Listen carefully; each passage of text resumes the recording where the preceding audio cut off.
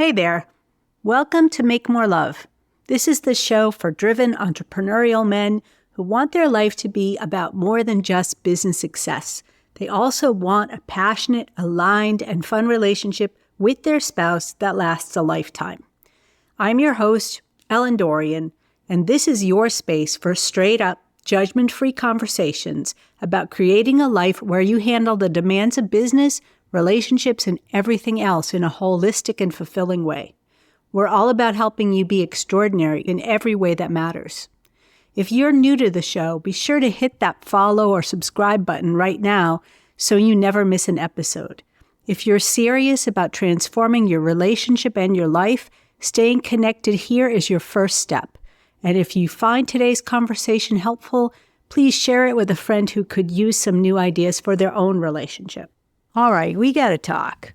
Some of you weren't exactly fired up about last week's episode on what we can learn from romance novels.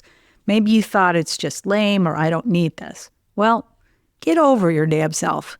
Look, if you are Captain Romantic and every time you walk in the door, your partner drops their clothes and jumps into your arms, then this episode might not be for you. But if you're here listening, do I really need to go on? I don't just talk about this stuff because I think it's going to be cute or whatever or entertain you. I talk about this stuff because it works. A few years back, I worked on this very thing with one of my clients, and he was a pretty alpha dude, but he did accept the challenge, and what he found was there was quite a lot in the male character that he could relate to. And that helped him put himself more in that romantic hero mindset, and that changed the way that he interacted with his partner, and that significantly changed the way that they related in and out of the bedroom. So I know this stuff works. And that's why I'm telling you about reading romance novels. Okay, let's get to today's episode. I'm going to share something that's going to make or break your success in every part of your life. If you're in a committed relationship, there's one thing you absolutely need to be able to do, and if you don't get this right, you will never be happy, period. And it's not communication, it's not shared goals, it's not even trust. It's this one thing. You need to make your partner feel loved consistently, so much so that they feel your love even when you're not around. You can have all the business success in the world, be in the best shape of your life, and be a rock star at everything you do. But if your partner doesn't feel loved, none of it will be enough. Everything about your relationship will be less satisfying. And don't try to fool yourself into thinking that that wouldn't be true for you. If you're not paying attention to this now, then it's already happening. The passion is already fading, the connection is getting cold, and if you don't already feel more like roommates than lovers, you're probably headed in that direction. If you step up now, you can prevent or reverse all of it. So what do you want to do? Today's advice is going to be really practical, but I want to say why we should care about romance novels. Although there are countless genres and target demographics, the fact is the majority of romance novels are written by women and therefore reflect a feminine perspective. So if your partner is a woman, wouldn't it help you to get a peek into the world of women's fantasies, even the ones they might not tell you about? Of course, not all women have these types of fantasies, and even if they do, that doesn't necessarily mean they want to live them out. This is where you need to determine what you can learn and bring into your relationship. So to help you get going, I've done some of that legwork for you. I'm going to walk you through some power moves that will keep your passionate energy high. And these will work for any romantic partnership, regardless of gender or orientation. So let's get into it. Not every moment of a romance novel is packed with battling enemies and dramatic rescues and hot sex scenes. They have to have some downtime to allow the characters to deepen their connection and make the sacrifices they're making more believable. But even in the slow parts, the romantic hero has to make sure we all know he's still there. See, unlike you, he has to satisfy an audience of 30 million readers. If he loses their attention, they stop reading. In some ways, this is also true for you. You need time to connect with your partner and keep their attention so they don't tune out. I've observed that in a large number of these romance novels, there are three simple but pretty effective moves that these romantic heroes use to keep that baseline of intimate intensity high. And you can use these same moves to do the same for your relationship. The three moves are a look, a touch, or a word, maybe more than one word. Let me show you how to implement them in your own life. I'll start with a look because it's one of the most subtle but most powerful things that can totally transform how your partner feels when they're around you. There's almost always some kind of story movement that happens through the eyes in a romance novel. There's a lot of focus on the way the characters look at each other and a lot of details about their eyes. The characters' eyes are often described as smoldering or penetrating or flashing with intensity, or there's details about the color, like silver like a wolf's, or blue like sapphires, or black as a starless night. The meeting of eyes is a powerful story element. Their eyes meet across a crowded room. They share a glance in a moment of danger. They lock eyes just before that passionate kiss. All of it builds tension, desire, and connection. And you can do the same. If you do it right, that look can make your partner feel acknowledged, seen, and desired in ways that they might have been missing for a long time.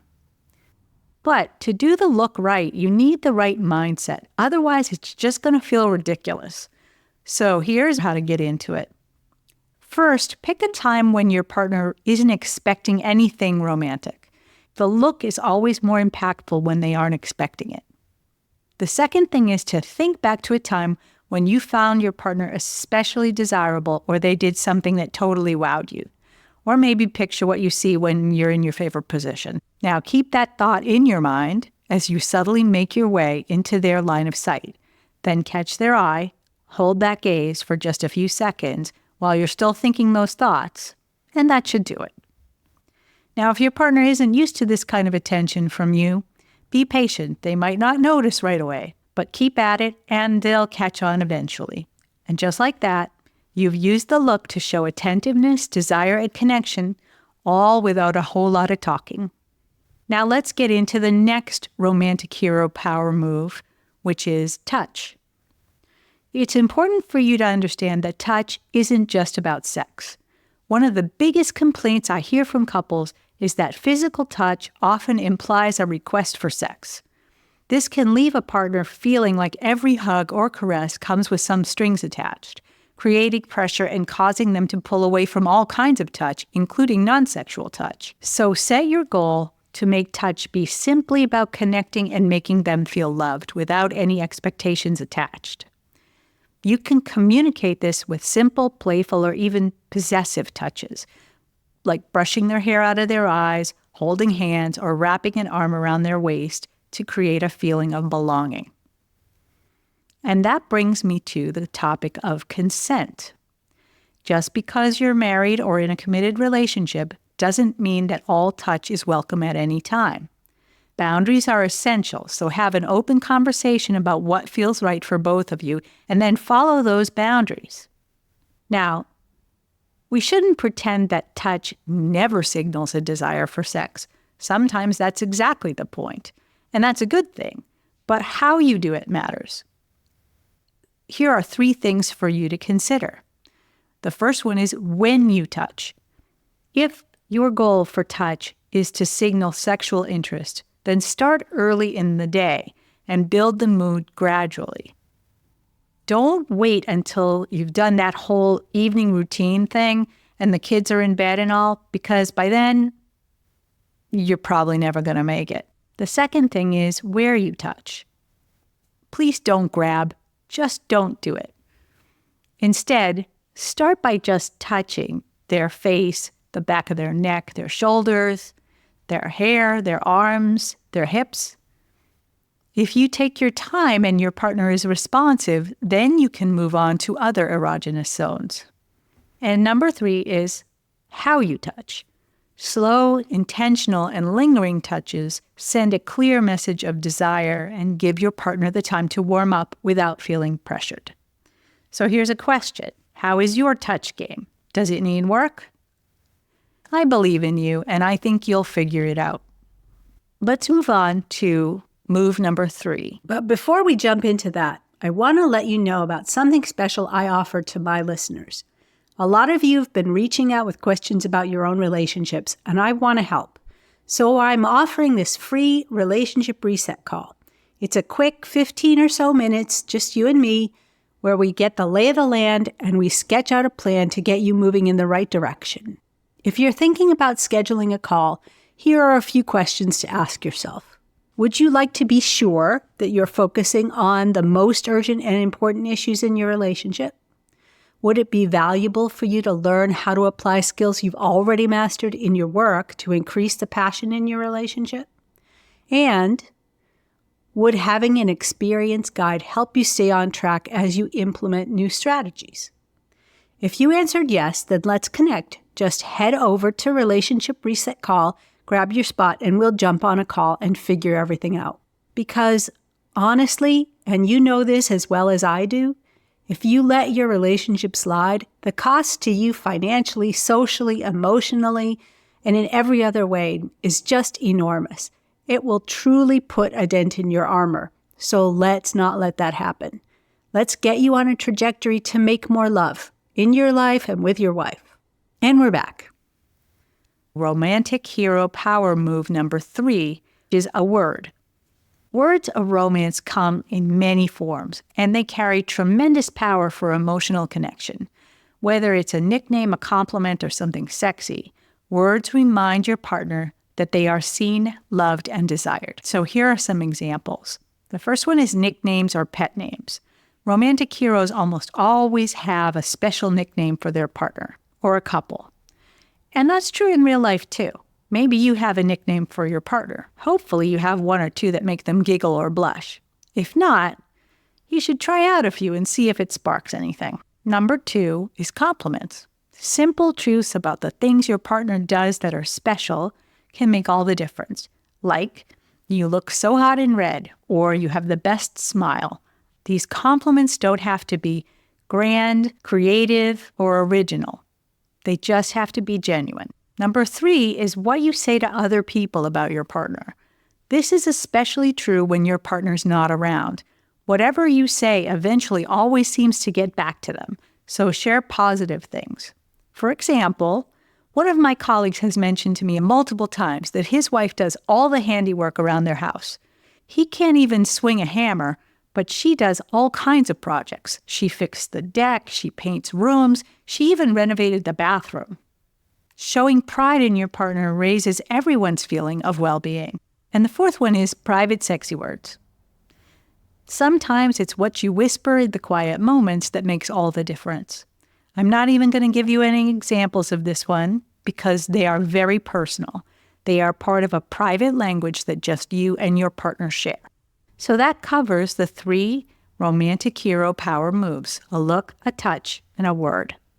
When it comes to trying these things in your own relationship, you don't need to overdo it. Just pick one per day and try it. Mix it up a little. If you do this as a thing in itself, sparks may fly. As I've said so many times on this show, you don't need grand gestures and you don't need to jump through a lot of hoops.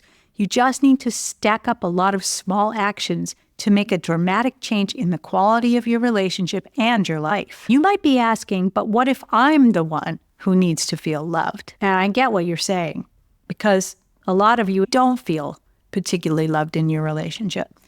But let me just say this to you. It's very hard to withhold love from your partner when your partner is giving it to you. So try giving first and see what you get back. It's possible that when you do these things, your partner might catch on, start to feel more loved, and in turn make you feel more loved in the way that you most need it. You can be the hero in your relationship or not. You get to choose.